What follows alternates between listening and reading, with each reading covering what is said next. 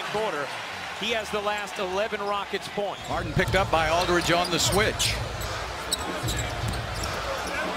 Step back, crossover. This is scary music.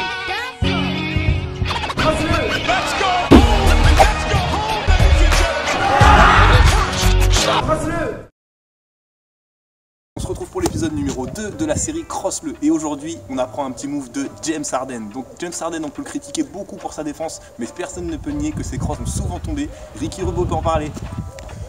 Ok, donc aujourd'hui les gars, on va apprendre ce que j'appelle un petit double step back de James Harden. Donc ça commence tout simplement avec un mini step back d'un côté, un changement de direction entre les jambes pour finir avec un gros step back et se créer un superbe espace de shoot pour être tout seul. Voilà, c'est parti pour le tuto.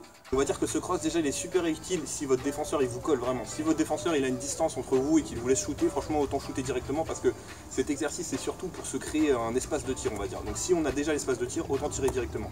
Si mon défenseur me colle, je vais être là, je vais poser un premier dribble donc à ma droite, ici. En même temps que je pose mon premier dribble, je vais avancer ma jambe gauche de façon à comme si je voulais passer le défenseur, d'accord. Donc je passe ma jambe gauche derrière le défenseur et je pose mon dribble comme si je voulais aller au panier, d'accord. Une fois que j'ai fait ça en fait ça va être une feinte de premier pas. Donc le défenseur il va se décaler juste ici. Là ce que je vais faire, dribble croisé, je suis parfaitement dans la position exacte pour le dribble croisé vu que ma jambe gauche elle est déjà avancée et que je suis main droite. Dribble croisé là, c'est là à ce moment là que je change de direction et je fais le même step cette fois-ci de l'autre main. Donc main gauche en avançant ma jambe gauche et boum.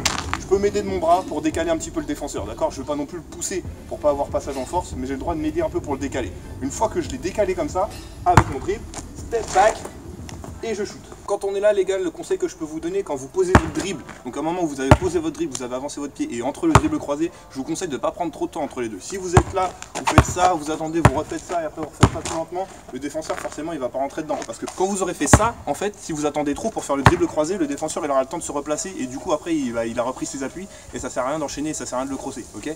Donc le but en fait c'est de le prendre de vitesse et de pas lui laisser le temps de se remettre sur ses appuis. Ça veut dire que j'ai fait ça, il n'est même pas encore remis sur ça doit être rapide et dynamique surtout. Je vous ai pas précisé que quand j'ai fait ça, je vous ai dit dribble croisé et de repartir directement avec l'autre jambe, mais vous avez le droit de replacer vos pieds aussi pour pas trop vous emmêler. Moi je sais que je fais boum, boum, que je repars directement, mais vous avez le droit de replacer vos appuis. C'est-à-dire quand on a fait ça, d'accord, cross, là je peux me remettre mes appuis et mettre mon dribble, d'accord. Faut pas non plus faire deux pas, sinon c'est marché. Mais si vous remettez un appui vite fait, vas-y, bon, ils vont pas vous siffler. À partir du moment où vous avez fait votre deuxième step, votre dernier step back, donc le deuxième quand vous êtes là, comme je vous ai dit, vous avez le droit de vous aider un petit peu de votre épaule et de votre bras pour décaler le défenseur et me créer un espace de tir, d'accord. Donc vas-y défenseur, colle-moi, je suis là, et très bien, je vais faire boum, ok. Faut pas non plus abuser, sinon vous aurez le passage en force, mais un petit coup d'épaule vraiment léger, on va dire dans le dos de l'arbitre, franchement il n'y aura pas de souci, d'accord. Donc je suis là, bim, bim, bim, et je shoot.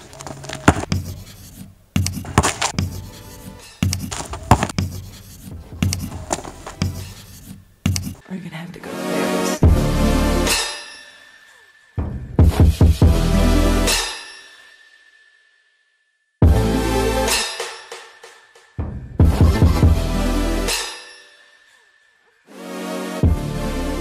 Pour la dernière situation, on peut faire exactement la même chose. Donc feinte de cross, boum, je pars là, je décale. Et là, au lieu de tirer, en fait, on peut très bien faire juste regard vers le panier, c'est-à-dire hésitation de tirer. Là, le défenseur, vu qu'il vous a laissé un espace, il va forcément revenir vers vous pour mettre la main ou voire même sauter. Et là, on peut partir facilement au double pas. Pour l'hésitation, faites gaffe à pas trop regarder le panier, à pas trop porter la balle, sinon vous serez sifflé porté aux reprises de dribble. D'accord. Donc l'hésitation, elle doit vraiment se faire rapide. Je suis là, bam, bam, bam, et je pars. We're gonna have to go upstairs.